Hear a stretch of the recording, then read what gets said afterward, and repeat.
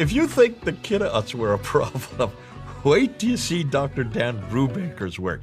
This is much more damaging. It's earlier, and we're not talking about dots and vowels. We're not talking about the harakat. We're talking about the consonantal text, the actual skeletal text. These were changed, wholesale changes. You don't believe me? Stay tuned.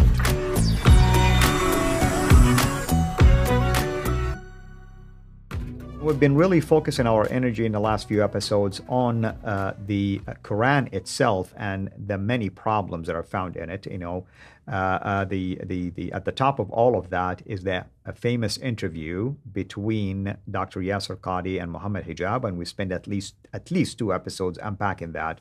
Today we're going to introduce yet another character, another factor, another influencer in that field that exposes a lot of the problems that are found in the Quran from an academic standpoint, not from a personal vendetta, not from any other angle, just pure academic work, pure academic research, supported by images from manuscripts, early Quranic manuscripts, and so on and so forth. Of course, we're talking about Dr. Dan Brubaker. And if you haven't heard about Dr. Dan Brubaker, then this is the time for you to get an exposure to who he is and at least a very simple book that he published, part of his dissertation. And that small book created so much damage, you wouldn't even believe it. This is the book right here. And the book, as you can see, the title is called Corrections in Early Quran Manuscripts. The word correction alone should alarm anyone who believes in the perfect preservation of the Quran. With that in mind, let's turn our attention to Dr. J. Dr. J. Welcome back. And I thought you did a good job in asking the logical questions that emanated from that interview between Dr. Yasir Qadhi and Muhammad Hijab. Now we want to introduce yet another damaging factor here.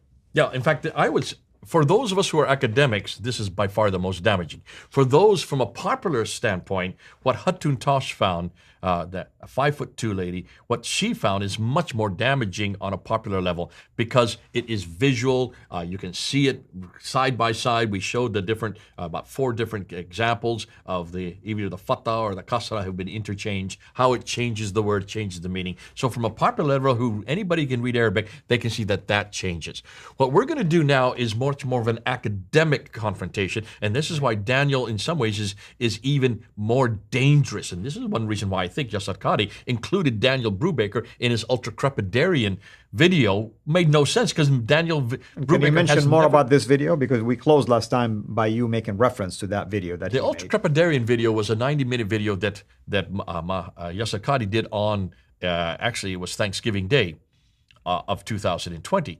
He put it up there thinking that it would shut us down, and it was attacking David Wood, mostly attacking me because I'm the one that really has been attacking the Qur'an problem since we introduced it. So I can understand why he was attacking David and myself. But then he spent about 10 minutes attacking Daniel Brubaker, who has not said one word about the Qur'an. Because Daniel Brubaker's about the interview. Daniel didn't respond to the interview, didn't say anything about that. Not a word, and there's no reason to because he's not involved in the Qur'an. If you ask Daniel Brubaker to explain or define, he doesn't know. He won't even know what you're talking about. Well, he'll know what you're talking about, but that's not his area of expertise.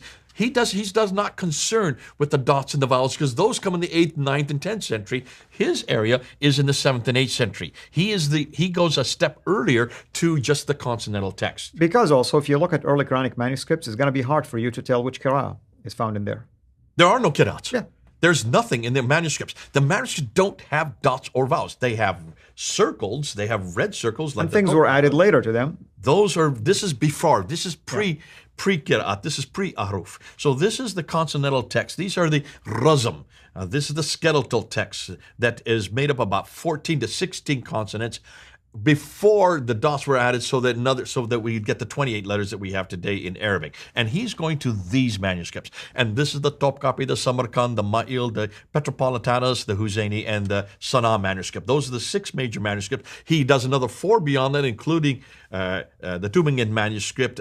So he is talking about other ones. There's even another one from Topkapi and St. Petersburg manuscript. So he's looking at about 10 manuscripts, and he did his doctoral thesis on this.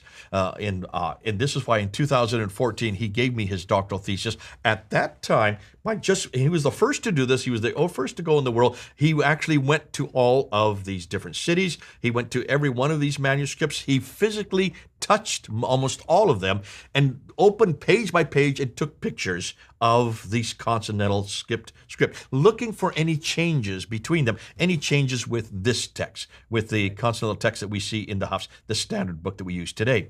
And he just took his camera with him, and he got permission to go into these museums, into these libraries in St. Petersburg, also in the Bibliothèque Nationale in Paris, the British Library in London. He went down to the Husseini Library, the Husseini manuscript, which is there in Cairo. And of course, the most famous and probably the most exciting one is the one in Sana'a in Yemen, and then, of course, the Samarkand in Uzbekistan. So he just actually physically went, which is what everybody should do, which is what Muslims should have done, but hadn't done. And that's why he decided to do this in 2010 to 2014. Came out with 800, and I had my debate with Dr. Shabir Ali on these 6 manuscripts.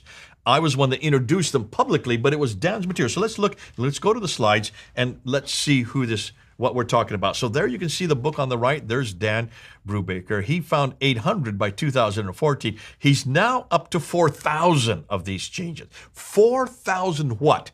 Well, let's take a look and see what we're talking about. Some of these are insertions, others are erasers, which are somehow overwritten, others are coverings, some overwritten, and others are taping. Let's just look at Taping is like using a whiteout, technically speaking. Here you go. Take a look at this. Here's some insertions. You can see words that have been added. Sabah, you can see right there in the middle one has been added above the line. You can see it doesn't belong. And not only that, people can see it's added, and it's different style of writing. Yeah, so it's a post-production edition. Right. This is a definite edition that's added to the text. In every case, as we're going to find it, whenever they add a word like this, they are adding it so that it fits now this standard text, that 1924 Hafs text that we're using. Now here's erasers. Erasers are interesting because you can see this is a censorship. They're erasing something that was there. They don't want you to see it. These are letters. In some cases, you'll see they remove entire words. We'll get to that, some examples of that. He also found where they've erased and they overwrote off top of it. There you can see on the left. There you can see the erasing is not really done that well. And they used red color. It's very clear. That's the one in the middle. And the one on the right, you can see the whole word's still there, and they replace it with just 3 letters. An entire word of 7 letters. Stretched the whole word. Has been stretched so it would accommodate the space that was left behind. And here you have overwriting without erasure. They don't even care about this. They just wrote over top of it. I mean, if you look at the bottom one, the long one there, that's 2 lines that have been added. Yeah, the one at the tops basically are slanted in the elongated image. Basically slanted, but look at the bottom line. It's totally different style. Totally different style. Yeah. And then he talked about these selective coverings. These, I think, he didn't think that these are the most damaging, but I think these are by far the most damaging. What are we talking about? They're coverings. Can you see on the one on the left, there's a piece of tape, a piece of paper that's been covered over a certain word. On the bottom, you can see a piece of tape that's covered there. Look at the one in the middle. There are 8 different pieces of tape there, 8 different coverings in just one page. And so this is, to me, is absolutely heinous. Then you get coverings where overwritten, where they have a covering, and then they wrote over top of it in a different, as you said earlier, and also with a different style. These are typical of that. And then I'm just going to show one more, and these are the tapings. We'll end with this because these are the 7 different types of corrections. What he noticed, look at the one in the middle. There is a square there that's just covering. He just thought maybe there was a damaged piece of parchment. When he looked at the back of the parchment, there was no damage whatsoever. It was covered, that's it. So this is censorship. This censorship needed to be acknowledged. Now, by the time he came up with these, now he's come up to over 4,000 of them that he has personally discovered. Nobody in the world has done what he has done. He is unique in the world to do this. And he's on our team. He's part of Veritas International University. He is one of our scholars who's one of our professors. He teaches the Quran. He'll be doing that in June of this year. And we give him that response because he is so far ahead of everybody else when it comes to the Quran itself. So what are we going to talk about next time? What we're going to do is we're going to actually look at some of these. We're going to look at 16 of the examples. These variations. Of these variations and unpack them. And I want you to look at them because you can read the Arabic, see the difference of how these change the text, why is it that they were done, and obviously is this significant? Because some Muslims will say it doesn't change a thing. Like they did with the Qur'an, it doesn't change a thing. Until you are Arabic speakers, you see how much damage these do. And here's, I'm going to give my commentary on those classifications, whether it's an erasure, whether it's an insertion, whether it is basically a taping or writing over or whatever the case might be. Here's my take on that. This tells me a number of things. Number one, the process of transmitting the Quran was not really standardized. Somebody did not review it and they discovered it later. Okay, that's number one. That's a damage, by the way, that goes or flies in the face of this perfect preservation. Number two, if you're telling me it was perfectly preserved in memory, there you go. Examples that memory was not on your side and somebody had to come and correct it. Okay.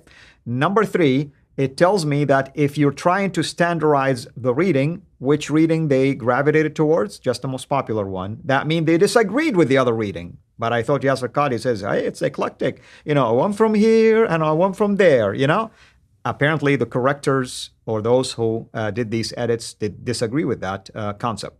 So at least at this level, you can see that there is some damaging things that you can conclude just by looking at these manuscripts and realizing things were taped, things were written over, things were changed, words were forgotten and they were inserted, and the list can go on and on and on. But remember, what is it we're even confronting? We're confronting what not only the Quran says, but what all Muslim scholars have said. Not one letter, not one word has changed because Allah himself has preserved it. Chapter 15, verse 9. That's what we're confronting here.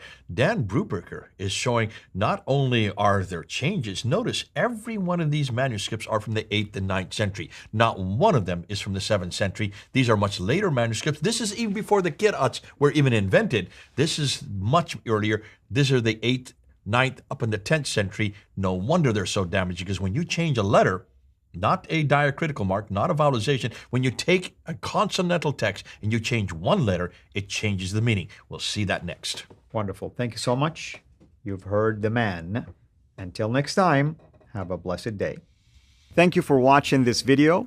Be sure to like and subscribe to our channel, Sira International, and click on the bell so that you receive notifications whenever we publish a new video or go live. I would also like to appeal to you to consider becoming a Patreon patron by clicking the link right below. By doing so, you can give towards the production of these videos. There are also other options for you where you can give to our channel. I thank you from the bottom of my heart.